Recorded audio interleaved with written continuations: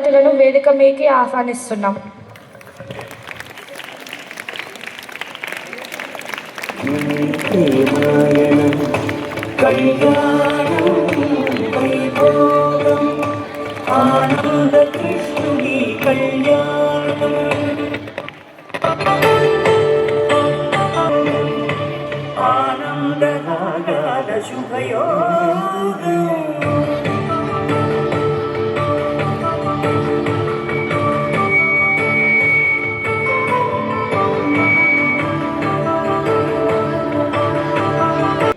చైత్ర శుక్ల నవమి రామనవమి సందర్భంగా దేశమంతటా శ్రీరామ కళ్యాణ మహోత్సవాన్ని జరుపుకుంటారు.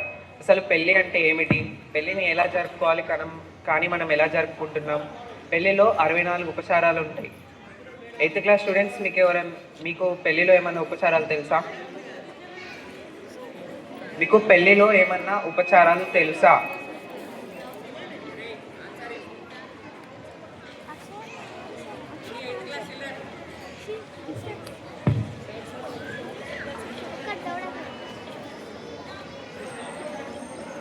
ఉపచారాల్లో కొన్ని ముఖ్యమైన వాటిని మనకు వివరించడానికి 9th క్లాస్ స్టూడెంట్స్ రెడీగా ఉన్నారు.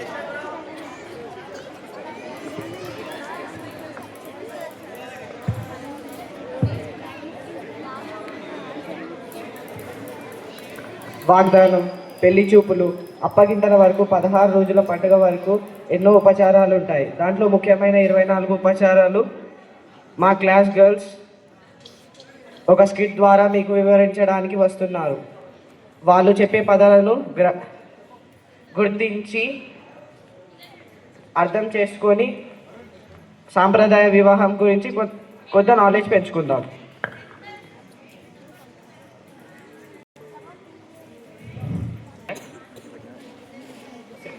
ఏం చెప్పిండంటే అసలు మనకు పెళ్ళి అంటే ఏం తెలియదు. అసలు పెళ్ళి అంటే రాముడి పెళ్ళే, శివుడి పెళ్ళి కాదు, విష్ణు పెళ్ళి కాదు, రాముడిది పెళ్ళే పెళ్ళి. మిగతా వాళ్ళందరికీ ఎందుకు పెళ్ళి కాదు అంటే వాళ్ళకు ఒక్కొక్కరికి, కృష్ణుడికి 8 మంది భార్యలు, రాముడికి పార్వతి కాకుండా గంగ ఉంటారు. కానీ ఒకే మాట, ఒకే బాణ, ఒకే ఉన్నది ఎవరైతే ఆదర్శ పురుషుడో ఆయన మాత్రమే శ్రీరామచంద్రుడు, ఆయన పెళ్ళే పెళ్ళి. సో ఈరోజు ఒక చిన్న స్కిట్, దీనికి వీళ్ళు ఏం ప్రిపేర్ కాలేదు పాపం. కాకపోతే అసలు పెళ్ళంటే ఏంటి, పెళ్ళిలో ఏమేమి ఉంటాయని కొన్ని ఈ స్కిట్ తర్వాత మనకి ఏం అర్థం కావాలంటే, ఆహా పెళ్ళిలో ఇవి ఉంటాయా, మనకు తెలిసిన పెళ్ళి అంటే హల్దీ, ఇట్లా గోగుల్స్ పెట్టుకున్నాడు, డాన్స్ చేసుడు, ఇది మాత్రం, ఇది కాదు పెళ్ళి అంటే. వీళ్ళు కొంచెం పెళ్ళి అసలు ఇట్లుంటుంది దీనిలో 64 ఉపచారాలు ఉంటాయి. వీళ్ళు 24 ఉన్నారు కాబట్టి 24లోనే మేము దాన్ని క్లోజ్ చేస్తారు. ఓకేనా? ఫస్ట్ పెళ్లిలో మొదటిది వాగ్దానం. దీన్నే ఈ రోజుల్లో పెళ్లి చూపులు అంటున్నారు. నేను పెళ్లి కూతురు తల్లిని. మాకు పెళ్లి కొడుకు నచ్చాడు. మా పెళ్లి కూతురికి మీ పెళ్లి కొడుకుని ఇచ్చి వివాహం చేయడానికి మాకు సమ్మతమే. నేను పెళ్లి కొడుకు తరపు నుండి నాకు మీ అమ్మాయి నచ్చింది. మీ అమ్మాయిని మా అబ్బాయికి ఇచ్చి వివాహం చేయడానికి మాకు సమ్మతమే. దీన్నే వీళ్ళ భాషలో వాగ్దానం అంటారు, మనమైతే సింపుల్గా పెళ్లి చూపులు అంటారు. రెండో ఉపచారం స్నాతకం. స్నాతకం అంటే చదువు పూర్తయిన అబ్బాయిని యూనివర్సిటీ నుండి ఇంటికి తీసుకురావడం.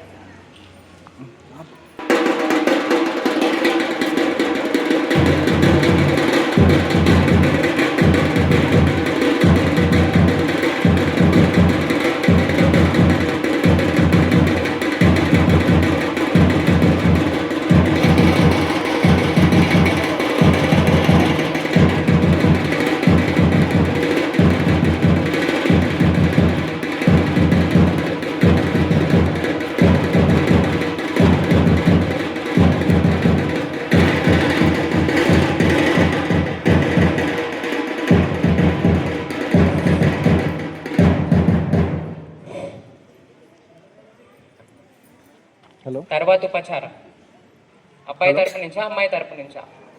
అబ్బాయా? తర్వాత ఉపచారం ఎవరిది?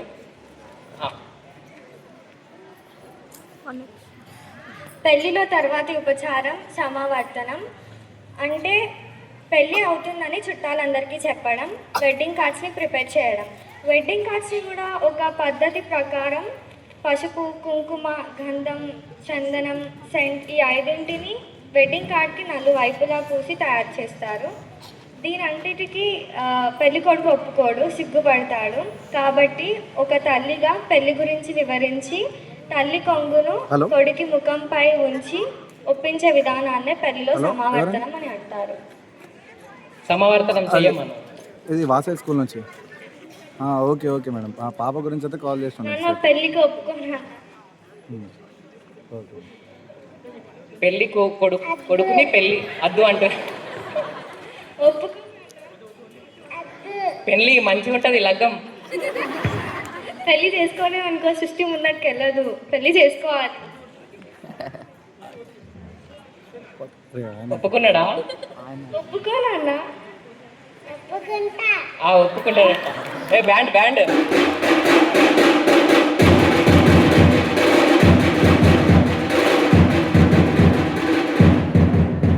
తర్వాత పెళ్లి కూతురి తండ్రి పాములేని పుట్ట నుండి మన్నును తీసుకొని వచ్చి 5 కొత్త కుండలలో మట్టిని నింపుతాడు.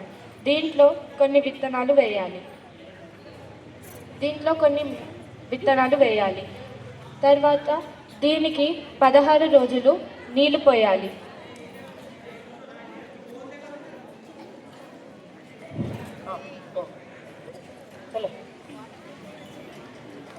తర్వాత ఉపచారం పాలికలు వేయడం. పెళ్లి కూతురు తండ్రి పాము లేని పుట్ట నుంచి మట్టిని తీసుకొని వస్తారు.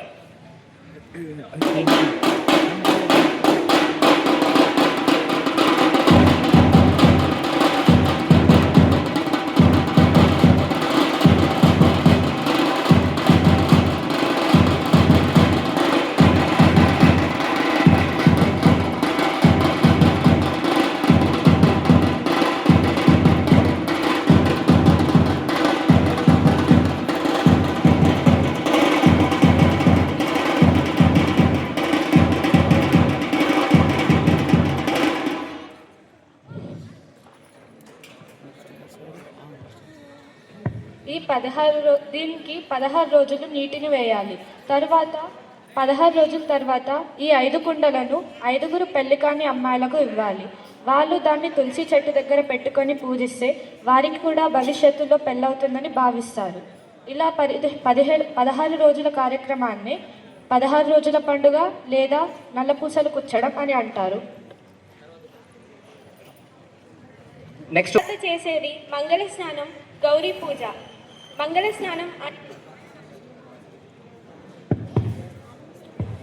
స్నానం అంటే అమ్మాయికి పసుపు రంగు చీరను కట్టి పసుపు నీళ్ళతో ముందు అమ్మాయి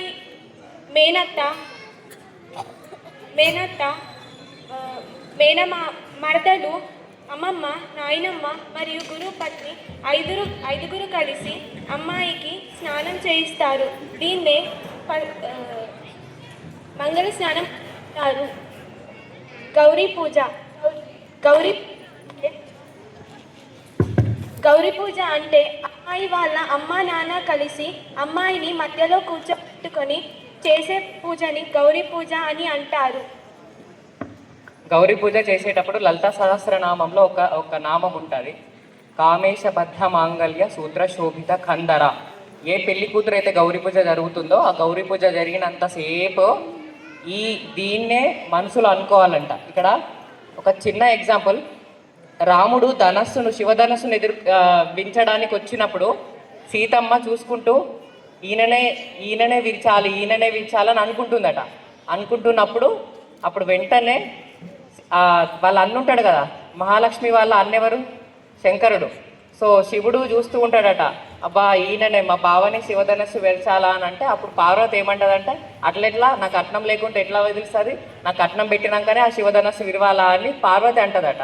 అయ్యో అట్లా నాకు ప్లీజ్, మా చెల్లెకు మంచి రాముడు మా బావ పెళ్లి కొడుకు అవుతాడు అని అంటే, లేదు నేను ఆడబిడ్డను కదా, నేను ఎందుకు అట్లా ఒప్పుకుంటా అని పార్వతి అంటదట. అప్పుడు వెంటనే శివుడు, అమ్మ నీ ఆడబిడ్డని సాటిస్ఫై చేయడానికి ఏమన్నా చెయ్యమ్మా అని అంటే, నీకు ఎంత ధనం కావాలా, నేను మహాలక్ష్మిని అంటదట సీతమ్మ. లేదు నీ ధనం ఎవరికి కావాలి, మా ఆయననే శివుడు, మా దగ్గరనే మా కుబేరుడే మా చేతులు ఉంటాడు, ఇంకా నాకు ఇంకా పెద్ద కట్నం కావాలంటే అప్పుడు సీతమ్మ ఏమనుకుంటుందట, సరే ఒక 14 సంవత్సరాలు వండని పదార్థాలు తిని కటిక నేలపైన పడుకొని ఒక వ్రతం చేస్తామా అని అంటదట సీతమ్మ. అట్లా కోరుకోవడం వల్లనే సీతమ్మకి ఏమైంది, 14 సంవత్సరాలు వనవాసం వెళ్ళింది. సో ఇప్పుడు అమ్మాయికి గౌరీ పూజ బ్యాండ్.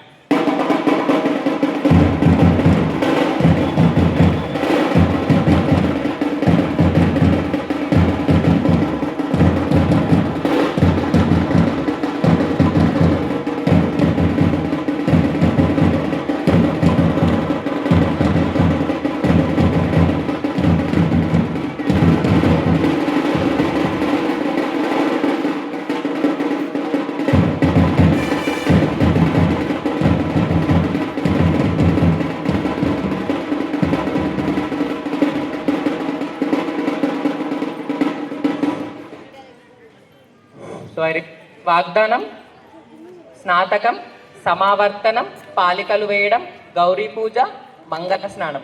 నెక్స్ట్ ఉపచారం సైడా ఇటు సైడా నిత్య కాశీ యాత్ర నెక్స్ట్ ఉపచారం. బావామరిది ఎంత చెప్పినా కాశీయాత్రకు సిద్ధమైన పెళ్లి కొడుకుని అన్ని రకాలుగా ఒప్పించి కాశీకి వెళ్ళడానికి ఒక తల్లిగా నేను దీన్ని ఒప్పుకోను. 5గురు ఇంటికి పెళ్లి కొడుకును భిక్షకు తీసుకెళ్లి పెద్దలతో పెళ్లి కొడుకుని ఒప్పించాలి. దీన్నే కాశీయాత్ర విరమణ అంటారు. అంటే తల్లి ఎంత చెప్పినా అబ్బాయి పెళ్లి చేసుకోను నేను కాశీకి వెళ్తా అంటాడు. అప్పుడు ఆ తల్లి ఒక 5గురు దగ్గరికి తీసుకెళ్ళి నచ్చ చెప్పిస్తుంది. అక్కడ హరిత మేడం దగ్గరికి వీళ్ళ దగ్గరికి ఒక 5 దగ్గరికి తీసుకెళ్ళండి బ్యాండ్.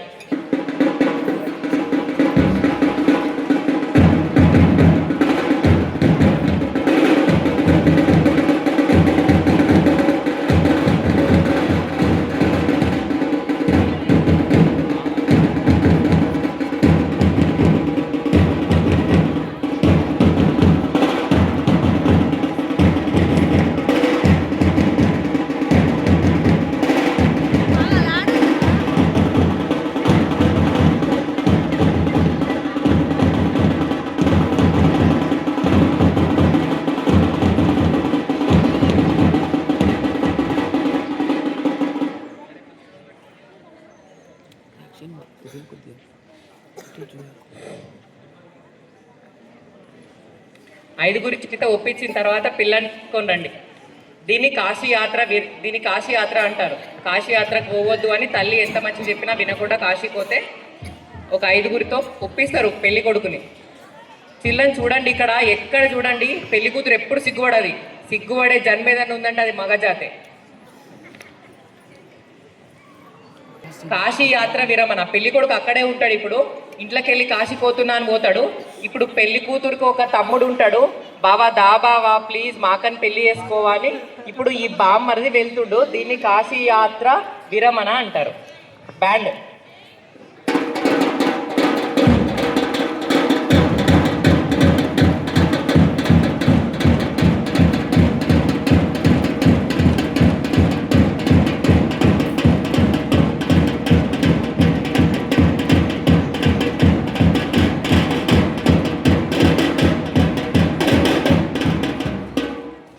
మోక్ష మీ బావని తీసుకురా. అందరితో చెప్పిస్తున్నా వినకపోతే బావమరితో చెప్పిస్తే వింటాడేమో అని ఆ తల్లిదండ్రుల బాధ. ఎందుకంటే బావమరిది బతుకు కోరుకుంటాడు కాబట్టి.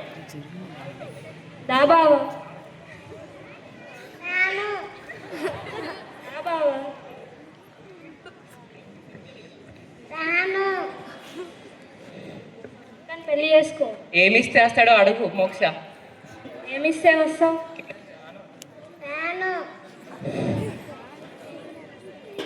దా బావా.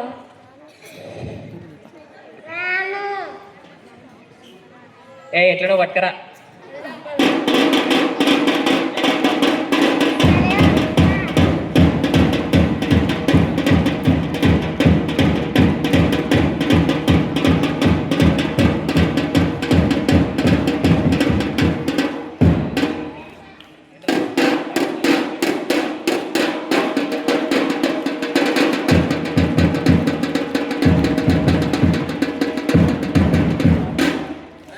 సో కాశీయాత్ర విరమణ అయింది.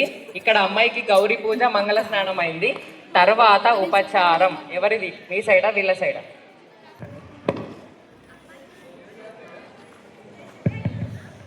అమ్మాయి తరపున వాళ్ళు అబ్బాయి తరపున వాళ్ళు పెళ్లికి ఒప్పుకోవడం వలన సంతోషంగా జరుపుకునే దాన్ని చక్కెర పోసుకోవడం లేదా మధుపర్కం అంటారు. పంచామృతం కలిపి అమ్మాయి తరపున వాళ్ళకి నోరు తీపి చేయడం. కానీ ఇప్పటి రోజుల్లో చక్కెరతో కానీ స్వీట్స్తో కానీ నోరు తీపి చేస్తున్నారు. ఇక్కడ వాళ్ళ పక్కన కూర్చోండి. బ్యాండ్ ఇప్పుడు చెక్.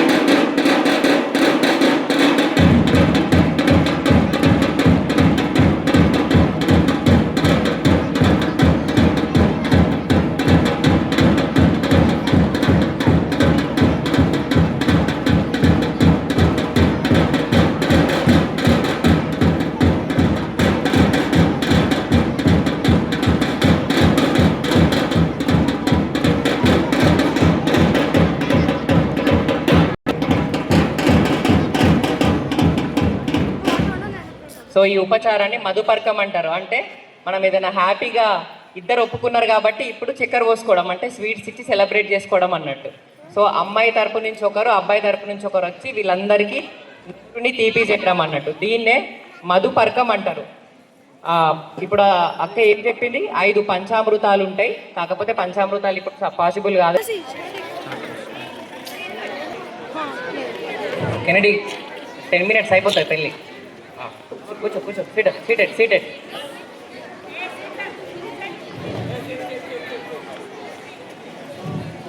Children please concentrate. ఏమేమి ఇప్పటివరకు? వాగ్దానం, స్నాతకం, సమావర్తనం, పాలికలు వేయడం, గౌరీ పూజ, మంగళ స్నానం, కాశీయాత్ర. చక్కెర పోసుకోవడం తర్వాత జరిగేదాన్ని పెళ్లి కొడుకుని చేయడం లేదా పారాన్ని పెట్టడం అంటారు. ఇందులో కుంకుమ, చక్కెర, లడ్డు కానీ 1:2:3 రేషియోలో కలిపి అబ్బాయి కాళ్ళకు పెడతారు. దీన్నే పారాన్ని పెట్టడం అంటారు.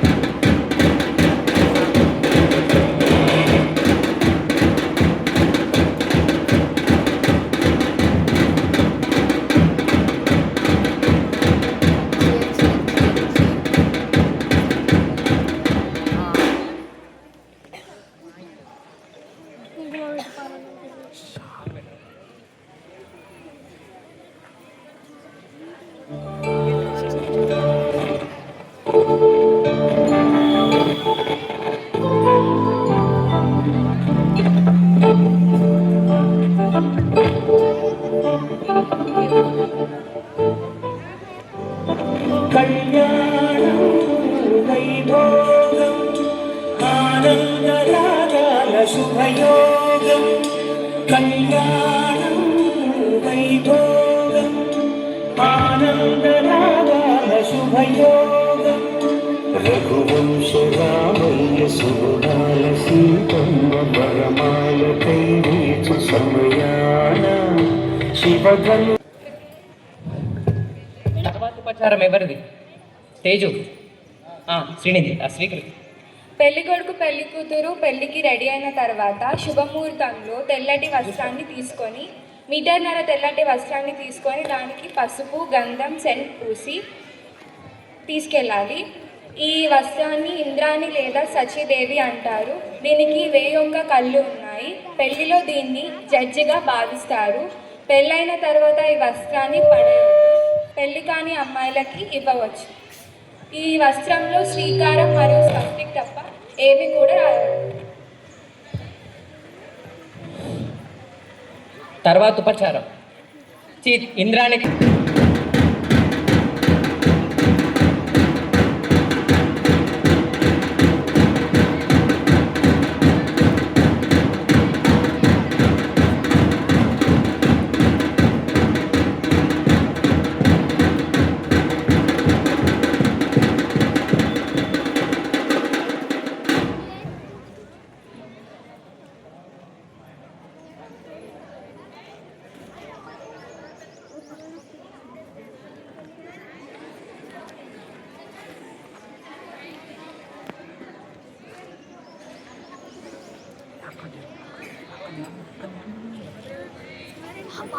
జరిగేది సతీదేవి కావడం అంటే ఐదుగురు పెద్ద మనుషులను పిలవడం మండపంలో పిలవడం. శ్రీనివాస్ సార్, స్వప్న మేడం, విజయ మేడం, కంప్యూటర్ సార్ స్టేజ్ మీదకి రావాలని కోరుతున్నాను.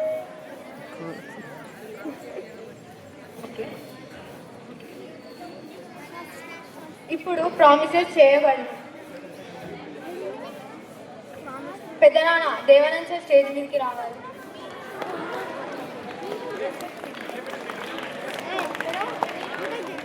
మేనమామ సతీష్ సార్, గురువు ప్రిన్సిపల్ సార్,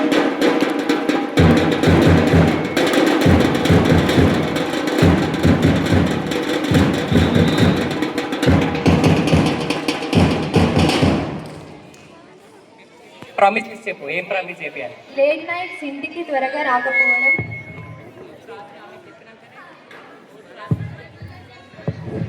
రోజు ఆమెకు చెప్పకుండా ఎటు పోవద్దు, రాత్రి తొందరగా ఇంటికి రావాలి. ప్రామిస్?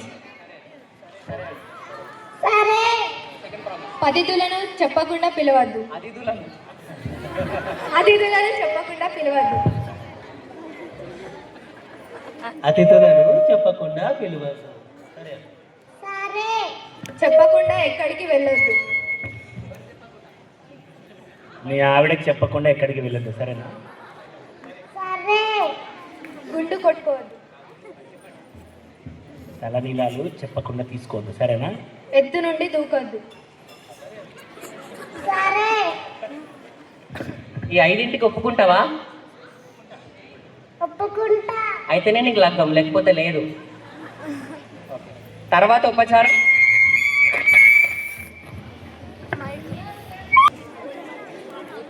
గారవం తర్వాత జరిగేదాన్ని పెళ్లి కూతురు తీసుకురావడం అని అంటారు. పెళ్లి కూతుర్ని బుట్టలో తన మేనమామ తీసుకొని వస్తాడు. ఆ బుట్టలో కొబ్బరికాయ,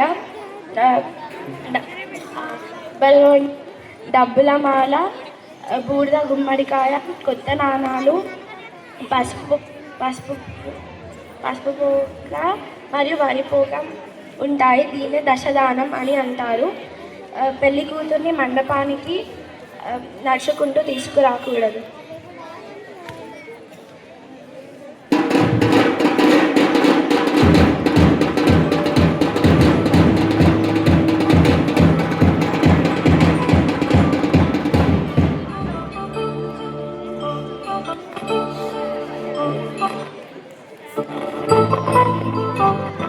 కళ్యాణం వైభోగం ఆనందరాగాల శుభయోగం. కళ్యాణం వైభోగం ఆనందరాగాల శుభయోగం.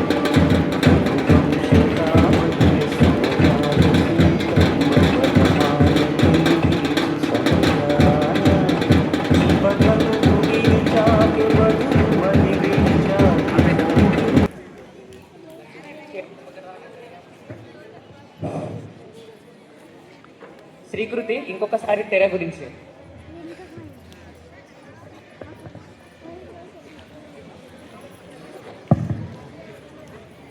పెళ్లి కొడుకు పెళ్లి కూతురు పెళ్లికి రెడీ అయిన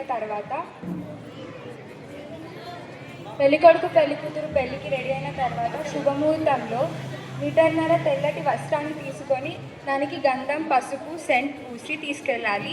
ఈ వస్త్రాన్ని ఇంద్రాణి లేదా సచీదేవి అంటారు.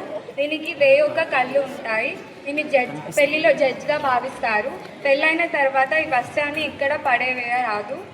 పెళ్లి తర్వాత పెళ్లి కాని అమ్మాయిలకు ఈ వస్త్రాన్ని ఇస్తారు. తర్వాత జరిగేదాన్ని జీలకర్ర బెల్లం పెట్టడం అంటారు. దానికి కావాల్సినవి జీలకర్ర, బెల్లం, నాగవల్లి. అందులో జీలకర్ర నెగిటివ్ ఎలక్ట్రాన్, బెల్లం పాజిటివ్ ప్రోటాన్, నాగవల్లి న్యూట్రల్. దాని తర్వాత జరిగేది సుముహూర్తం. అందులో వధువు వరుడు మొట్టమొదటిసారిగా కళ్ళ మధ్యలో చూసుకోవడాన్ని సుముహూర్తం అంటారు. బెల్లం నెగిటివ్, నాగవల్లి న్యూట్రల్. సో ఈ 3ంటిని కలిపి అబ్బాయి అమ్మాయి తలపైన, అబ్బాయి అమ్మాయి తలపైన పెడతారు. యాక్చువల్లీ ఇప్పుడే ఫస్ట్ టైం పెళ్లి కొడుకు పెళ్లి కూతురు చూసుకుంటారు. ఇప్పటికీ కూడా మధ్యలో తెర అడ్డం ఉంది. అసలు పెళ్లి చూపులు అంటే ఇప్పుడు అవుతాయి. అప్పటి వరకు అబ్బాయి అమ్మాయిని చూడొద్దు. బ్యాండ్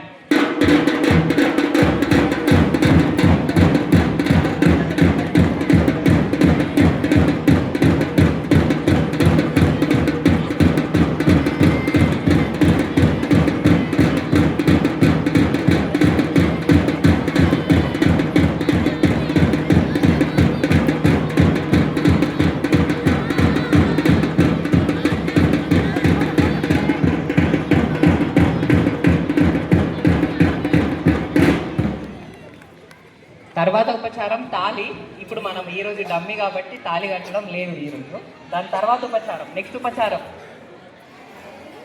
సమన్విత తర్వాత ఉపచారం ఎవరిది? చేసిన దండలు అమ్మాయి నడుముపై కట్టడం. దీంట్లో 11 వరిమడులను తీసుకొని మట్టి పొయ్యిలో కడిగి ఎండలో ఉంచాలి. ఇది పెళ్లికి వారం ముందు రోజుల్లో చేయాలి.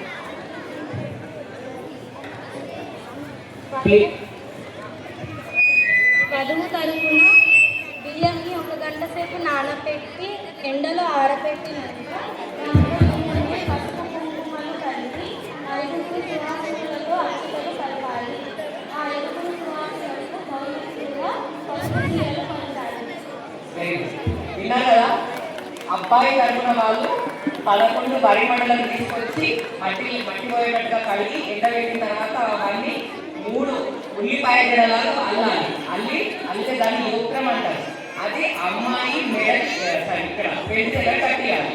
అది ఏ రోజైతే వరిమడిలకి అబ్బాయి తండ్రి పోతాడో అదే రోజు అబ్బాయి వాళ్ళ తల్లిదండ్రి గంట సేపు బియ్యాన్ని నానబెట్టి తర్వాత ఆరబెట్టి చెట్టు పసుపు గంటలు కలిపి పెట్టుకోవాలి. ఇది వాళ్ళు చేయొద్దు. ఎవరైనా 5 సువాసనలు చేయాలి. 5 అట్లా అక్షింతలు కలుపుతాయి. కపిల వాచనం అంటారు. 5 తలంబరాలు అన్నారు. కపిల వాచనం అంటే 5 సువాసనలు వచ్చి తలంబరాలు కలిపి పెట్టాలి. అలా పెట్టినందుకు వాళ్ళకి అన్నం పెట్టాలి. దాన్నే పసుపు చీరలు అంటారు. ఇప్పుడు అదే ఇక్కడ జరుగుతుంది.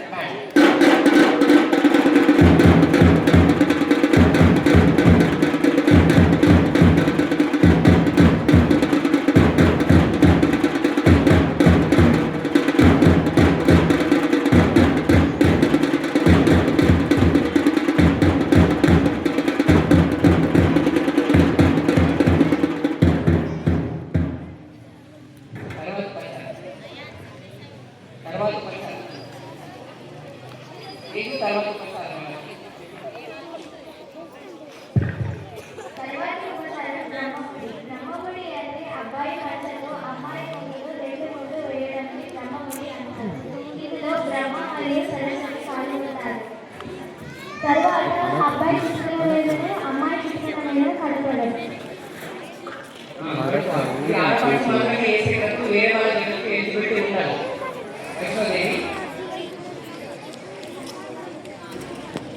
అబ్బాయి పంచకి అమ్మాయి కొమ్ముని 2 ముడులు మాత్రమే వేయాలి. ముడి చెప్పేటప్పుడు ఆ 2 ముడులలో చెప్పి వేస్తాం. ఒకటి బ్రహ్మది, ఒకటి సరస్వతి వేయాలి.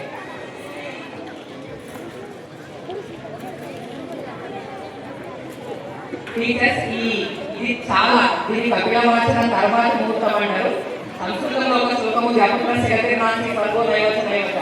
ఏ అమ్మాయికి అయితే కొడుకులు పుట్టారో వాళ్ళకి శాస్త్రం ఏం చెప్పిందంటే అసలు నాకు 2 బిడ్డలే.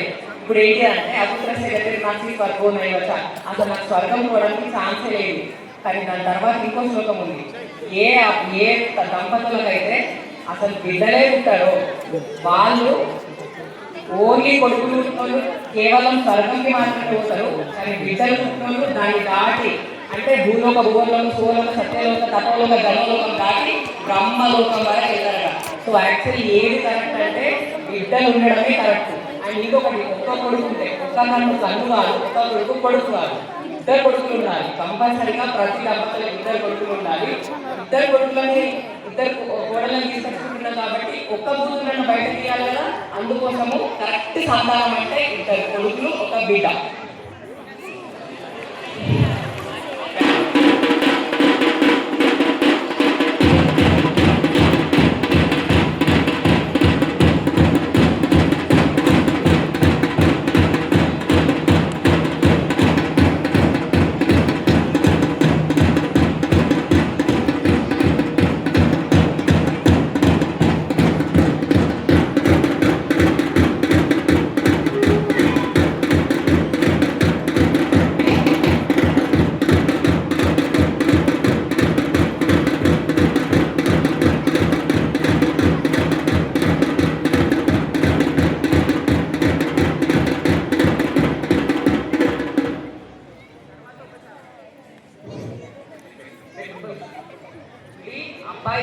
కాలు కడిగిన నీళ్ళు. వీటిని ఏంటంటే ఎవరైనా పెళ్లికి వెళ్ళినప్పుడు ఆ పెళ్లి చేసినంత అంటే ఇప్పుడు ప్రపంచమైన ఇద్దరు కొడుకులే ఏం చేయాలి, కన్యాదానం చేసి రానే రాదా మీకు అది దేవదాం సార్ అన్నాడు. అంతే వీళ్ళు ఏం చేయాలంటే ఏ పెళ్లికి వెళ్ళినా అబ్బాయి కాలు కడిగిన నీళ్ళని సాక్షాత్ విష్ణుస్తారు వలిమాని పిలుస్తారంట.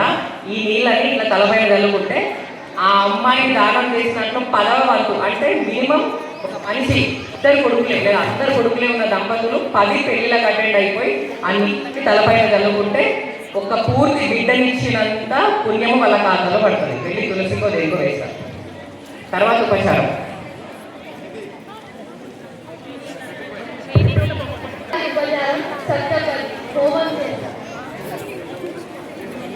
ఎన్ని రౌండ్లు కానీ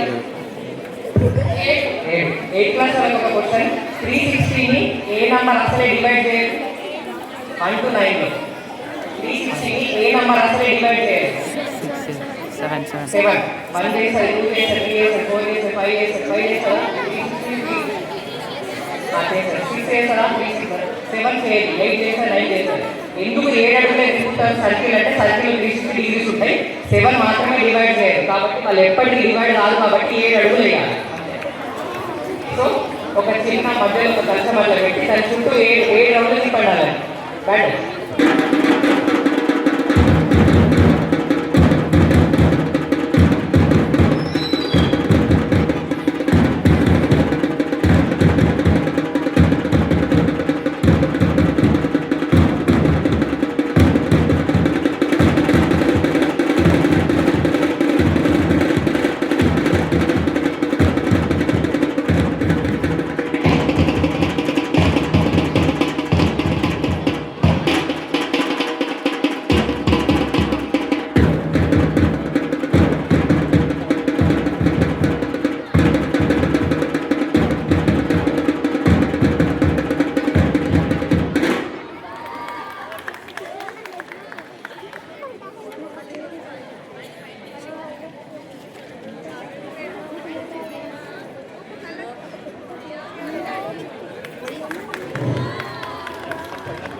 దీన్ని తలంబ్రాలు లేదా కపిల వాచనం అంటారు. ఇది కపిల వాచనం అని అంటారు. ఎప్పుడైనా గుడి నుంచి ఎడమొస్తే పది పైన చెప్పండి, పది పైన చెప్పండి,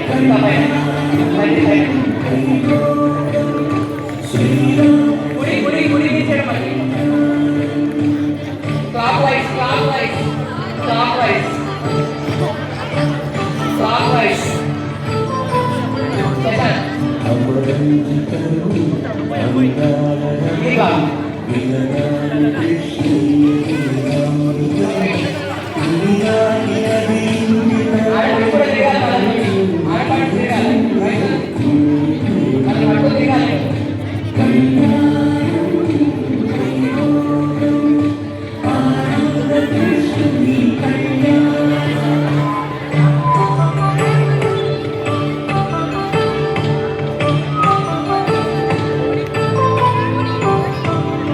పసిడి కాంతుల్లో పద్మావతమ్మ, పసిప్రాయముల వాడు గోవిందుడమ్మ, వినివలపు ప్రణయాల చెలి మనసు గిరిజాకి కళ్యాణ కళలినాడమ్మ.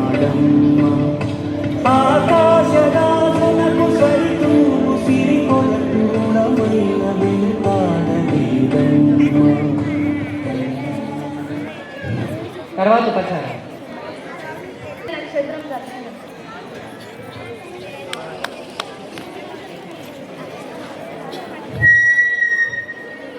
సప్త ఋషులలో ఓన్లీ అరుంధతికి ఎందుకు ఈ సిగ్నిఫికెన్స్ అంటే ఒకసారి శచీదేవి స్వాహాదేవి ఇంద్రుడికి వాళ్ళ వాళ్ళ భర్త అగ్నిదేవుడికి ఇష్టమైన కోరిక ఉంటుంది. కొంచెం సభాముఖంగా చెప్పారని స్టోరీ అది. బట్ ఉన్న అన్ని నక్షత్రాలలో అరుంధతి అంటే పరమ శ్రేష్టం పవిత్రాలు కాబట్టి ఆమెను చూపిస్తారు. సో అది ఎప్పుడైనా మనకి చూడండి నైరుతి మూల కనిపిస్తుంది. అండ్ ఇంకోటి పెళ్ళి ఎప్పుడైనా రాత్రే శ్రేష్టం. అసలు మధ్యాహ్నం పెళ్ళిలే కావు, అందుకోసం మన బతుకులు ఉన్నాయి. రాత్రి పెళ్ళి శుభయోగే శుభ నక్షత్రే, నక్షత్ర బలం ఎప్పుడు ఎక్కువ ఉంటుంది అంటే రాత్రికే ఎక్కువ ఉంటుంది.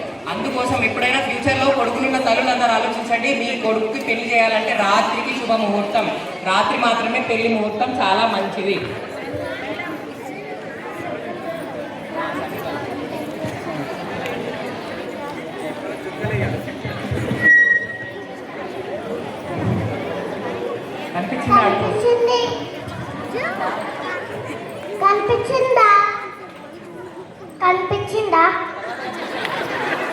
తర్వాత రోజు చుక్కలే.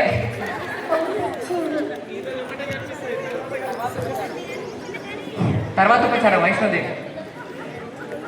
తర్వాత ఉపచారం ఇది సన్ని కళ్ళు దొక్కడం అంటారు. ఆడిపడుచు పెళ్లి కూతురుతోటి రోలు నొక్కిపిస్తుంది. ఎందుకు రోలు నొక్కిపిస్తుంది అంటే అప్పటిదాకా ఇట్లా తండ్రి తల్లి ఇట్లా పువ్వులు లెక్క పెంచుకుంటారు బిడ్డని. ఇప్పటి నుంచి ఏడుకో పోతుంది. అసలు ఆడ మనుషులు ఎట్లుంటారో తెలియదు. కాబట్టి ఇప్పటి నుంచి అలవాటు చేసుకోవాలి. ఆడబిడ్డ మంచిది కాదు కదా, డైనోసర్ కదా. కాబట్టి ఇప్పటి నుంచి ఆడబిడ్డ అవన్నీ అలవాటు చేపిస్తారు. దీన్నే సన్ని కళ్ళు దొక్కడం అంటారు. దాని తర్వాత ఉపచారం అప్పగింతలు.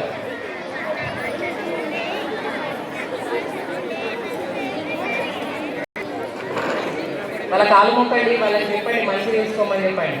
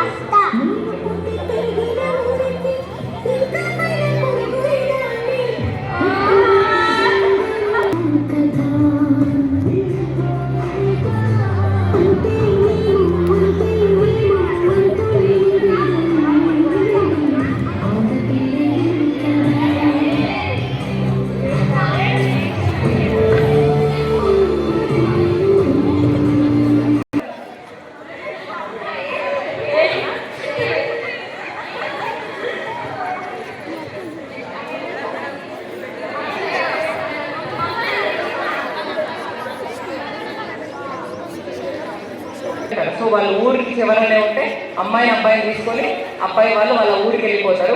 దీన్నే మన భాషలో భరత్ అని ఇంకా డీజే అని ఏదో పిలుచుకుంటారు.